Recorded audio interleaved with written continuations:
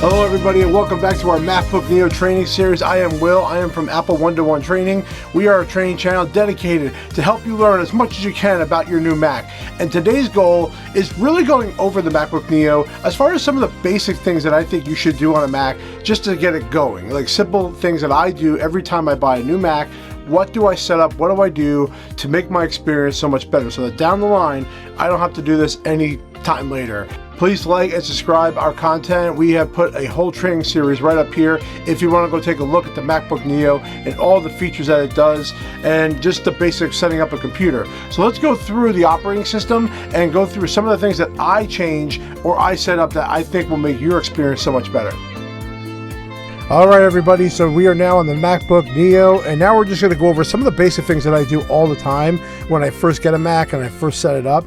So we're in macOS Tahoe right now, so just so you know what operating system we're in, but even if we're getting past this operating system like Golden Gate's coming out, a lot of things are going to be relatively similar to this. So first off is on the dock here on the bottom. Number one is figuring this thing out. Now we went over the dock a little bit in other videos, but I wanted to just go over it real quick again in case you didn't see that video. Number one, down here in the corner, this app section, I so recommend you have that there.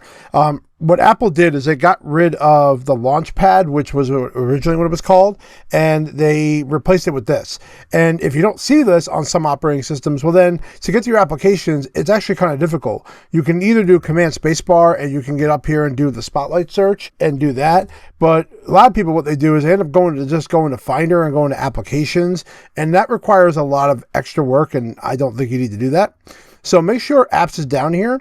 If it's not, because then it'll take you to all the apps. If it's not down here, what I would do is go into Finder, go into Applications, look for the apps right here, and you just drag it down into the dock, which is already there. So that's how you can get to the apps very quickly, and I recommend you do that. That way you can always just grab this and see all the apps right away. It is actually a Spotlight search, but it's much faster. So instead of me going to Command Spacebar and Command 1 to do it, you could just go and do apps. And that's, again, Command Spacebar brings up Spotlight. Command 1 will specifically look in the Applications folder. Next up is down here on the bottom where you want your favorite folders or files to be. So you could just drag any folder or file down there. So if there's a file right here like this one, I could just drag it down here so I have it there permanently, always available to me. And then if I don't want it down there, I could just bring it to the side and remove it. And that'll remove it from the dock. It will not trash that item, by the way.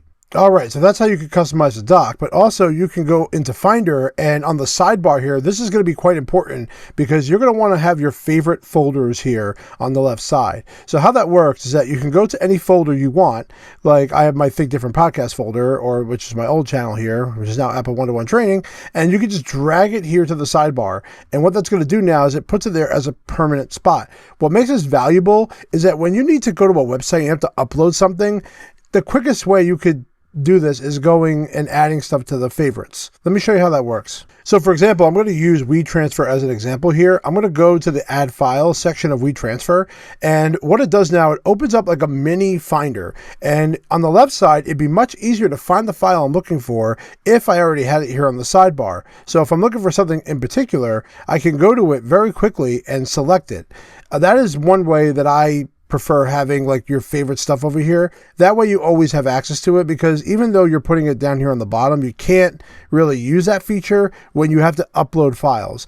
Also in Finder, you can go to Settings, and I'm just going to drag this over here, and you can go to the sidebar and you can actually decide what you want on or off here on the sidebar. You may notice that some like applications in your home folder, which we're going to talk about in a second, is not there, and you can just check them off and add them right here with the Finder settings going to the sidebar. Talking about your home folder, if you go to Go and you go to Home, this will open up the Home folder. This is where everything that you personally put in your computer goes here.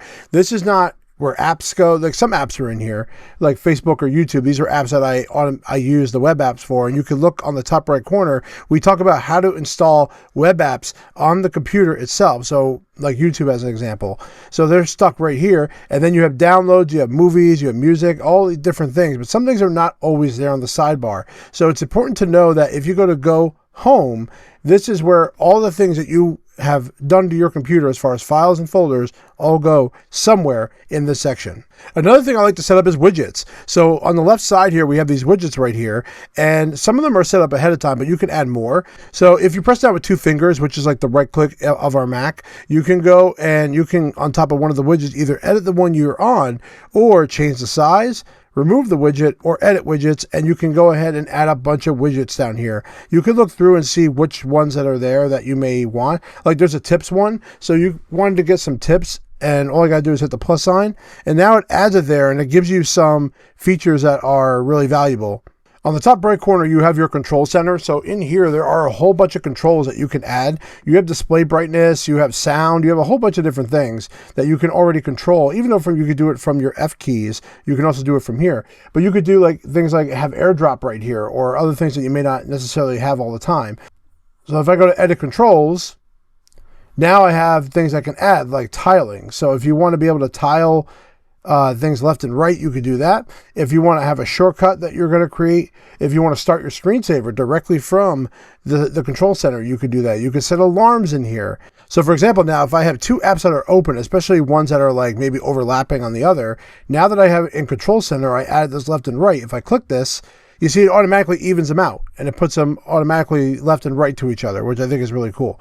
So Control Center has a whole bunch of things you want to go through. There are so much. You can lock the screen, put the screen to sleep. There are fast switchers if you want to do more than one user and you want to do fast switching. Focus mode if you're going to be using focus modes for certain features like that. Utilities, print center is in here. So there's a whole bunch of things in the control center. I would recommend going through, thinking about what you are going to use on a daily basis that would be very valuable to you that you could just do right from your control center. Some of them will have features where you could add it to control center or add to the menu bar itself up here. It's also very important to choose the web browser you're going to use on a daily basis. Now, I use Safari all the time, but I always would recommend having more than one browser. So I have Google Chrome here set up on my account.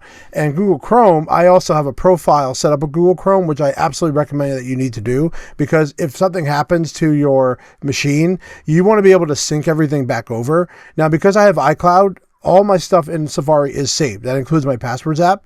Make sure you have a profile signed into here and make sure that all the important things that you do on a daily basis are here for you. And I would recommend having 2 web browsers on your computer, just in case there's features on Safari that are not supported, and Google Chrome might be the best option to use. All right, a very important one I'm about to plug in is my time machine. So let's go ahead and do that. That is a very important one. And I'm going to plug in my time machine. Now, I have a backup on all my computers. Now, you can see the first thing that the computer is asking me is permission, which I have to allow that. And what it's going to do is it's going to pop up the external hard drive onto this machine. So how Time Machine works is that you would go to add backup disk, and then it would look around and look for these backup drives. So I have 2 backup options. One is I have one built on my NAS server if I wanted to wirelessly back up for that, or I had the physical hard drive. I cannot stress this enough. Please buy an external backup drive. It does not cost much. Please go on Amazon, and if I'm going to give you a recommendation, this is not sponsored, but if I go to Amazon.com and I look up and I would say a 1 terabyte SSD is what you're looking for on here, and I'm going to look up a SanDisk because I think SanDisk is the best option. So it's a 1 terabyte drive. Also, look for deals on Prime Day is coming up. So look for these deals. And they're also getting a little bit more expensive now, which kind of stinks. That's just because the market of SSDs has drastically climbed up. But I always tell you, always buy double the storage of what you have. So if you go to About This Mac and you go to More Info, you'll see on the bottom I have the Macintosh HD and I have a 512 gigabyte storage. So my recommendation is always buying double that. Always buy a 1 terabyte. So if I go to Time Machine, add backup disk, click on the Time Machine 8 terabyte. I have room in there. Hit Set Up Disk. This is backing up multiple machines, by the way. This is not just this machine.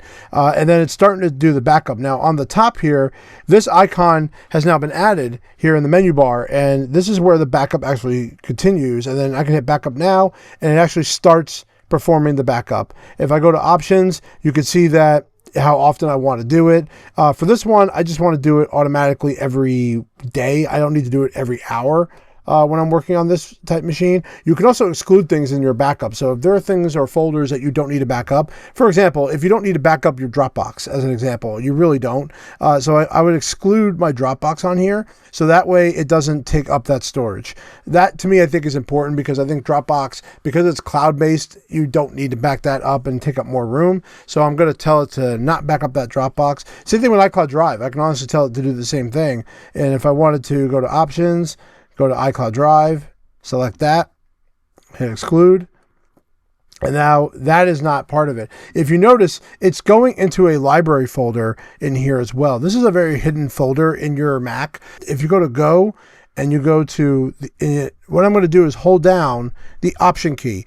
There is the library folder. This is a hidden folder that you are storing background things like mail, messages, and this includes cloud-based items like Dropbox and all that. Please, for God's sake, do not go in here unless you know what you're doing. You will ruin your system. So just make sure you know about it. But I wanted to let you know about what that is. All right, and then the backup is going to start performing its changes. Now, when you're also backing up, remember, this is a MacBook Neo. The back left port is the most important one to use, because that one has the speeds. This is going to take a long time if I leave it in the front port. So make sure that you're using the back left port, which is the USB 3 based drive. One thing I actually forgot to talk about while I was recording on the MacBook Neo is the wallpaper.